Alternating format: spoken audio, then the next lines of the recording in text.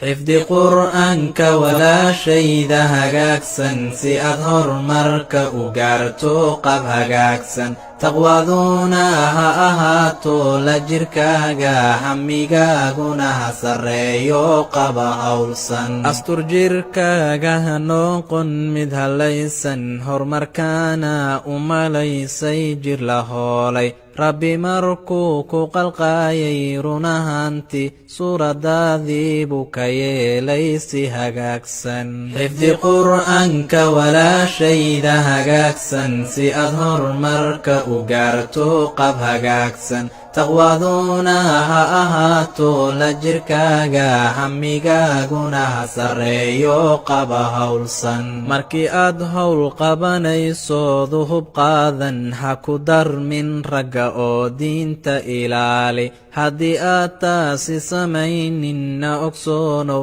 halisadu tahay iyo waraaba ha raadsan xifdi qur'aanka walaashayda hagaagsan si aad horumarka u gaarto qab hagaagsan taqwaduna ha ahaato la jirkaaga hamigaaguna ha sarreeyo qaba hawlsan hadalkayga yeelo shaydan ha rumaysan si uusan hoogiyo ba'a kuugu hogaamin dhaqankaagana weligaaga ha ka leexan oo hagaaji kana yeel mid un habaysan xifdi qur'aanka walaashayda hagaagsan si aad horumarka u gaarto qab hagaagsan taqwaduna ha ahaato la jirkaaga hamigaaguna ha sarreeyo qaba hawlsan